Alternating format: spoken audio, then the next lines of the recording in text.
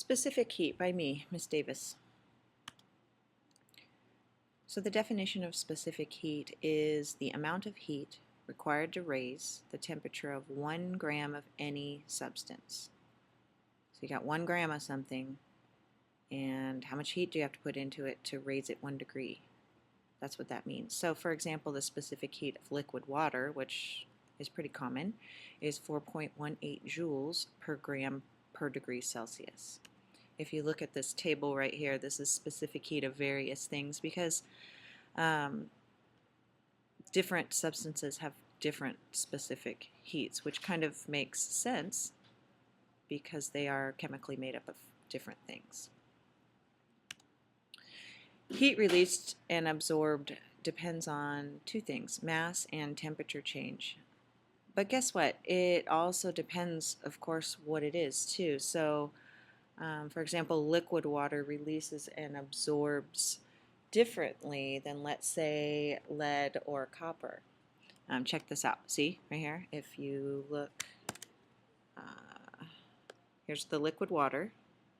Its specific heat is 4.18. That means you have to put 4.18 joules of energy to raise 1 gram of water 1 little degree Celsius.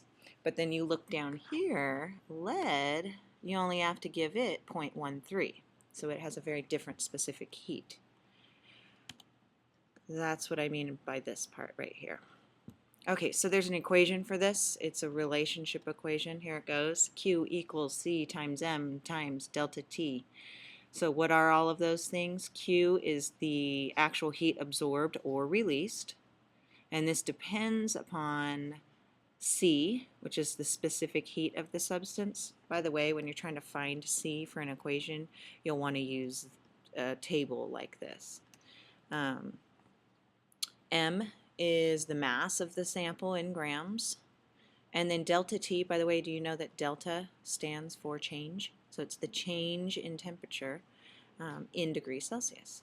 Right? See this word? Change in temperature. So change and delta are the same thing. You may already know that, but I'm just reminding you. So let's do a little practice. Here's the question. If you have 10 grams of water and the temperature changes from 25 degrees to 37 degrees Celsius, how much heat in joules was absorbed? How much heat in joules was absorbed? And later, you guys see on yours, your sheet right here, it says in calories. Can you hold that for later? See how I don't have it here, in case you're wondering.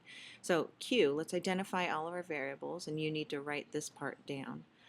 So tell yourself Q equals the unknown, or you can just write question mark. This is what you're wanting. C is this. Remember where I found this. Let's scroll back. I found it from here. That's the specific heat.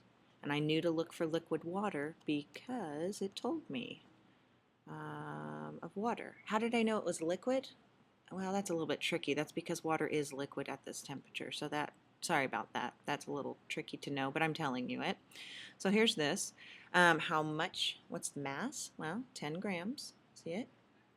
And then what's the temperature change? So in order to find the temperature change, you have to subtract the two temperatures, and of course then you get 12 degrees Celsius. So what I am doing right here is simply plugging those figures into this fancy equation. All it is multiplication. So I times this by this by this. I want to point something out here that's maybe a little bit difficult to see. Let's see if I can use this here. Okay, if I looked just at units, the units right here are joules per gram per degrees Celsius with a little multiplication in between. And then notice you're multiplying it times grams, and you're also multiplying it times degrees Celsius. Now look here, this degrees Celsius cancels with this degrees Celsius, that gram cancels with that gram. You are left in units of joules.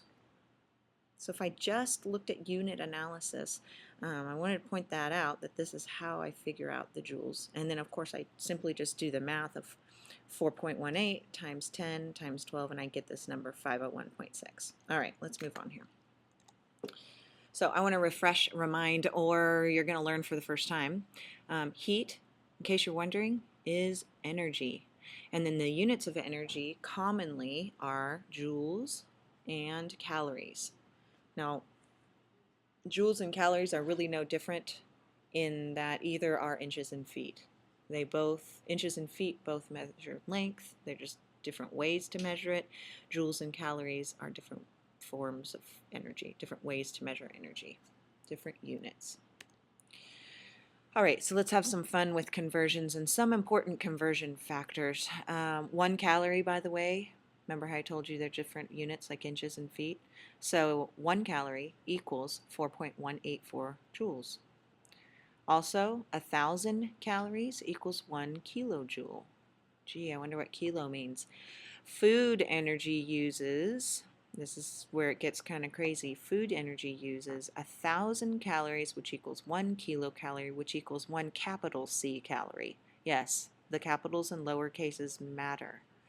So when we're looking at the back of a nutritional label, they are in fact using the uppercase C calorie right here. Otherwise, when we eat, let's say, a granola bar that's 200 calories, we're really eating a 200 times 1,000, so that's a 200,000 calorie if we were using these units right here. And again, it's ease of use, right? Why would anybody want to know if they ate 200,000 calories? It's a lot easier to just have them all be in units of kilocalories and capitalize the C. Just go with it. It's the way it is. Abbreviations. It's important for you to know both the word and the abbreviation. So the abbreviation for calorie, which is energy, by the way, is CAL. I didn't give you very much room on your notes to write CAL in there. I apologize.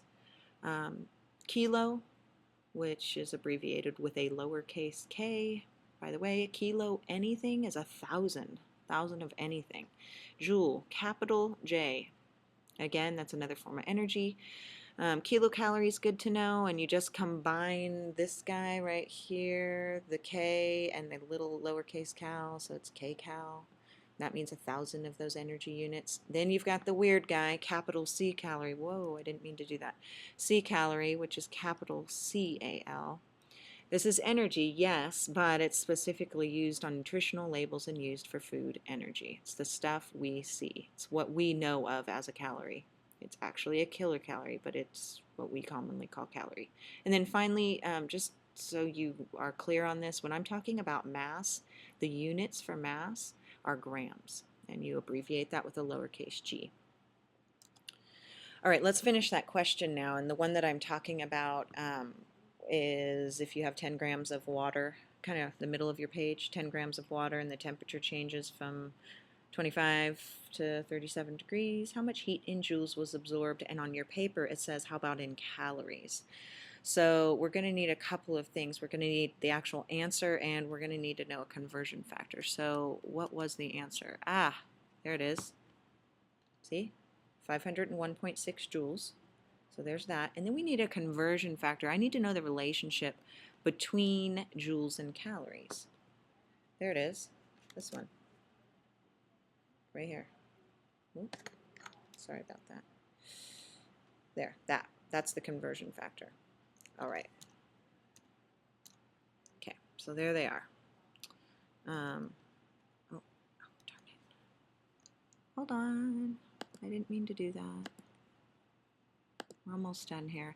Okay, so I want to talk to you a little bit about this conversion factor.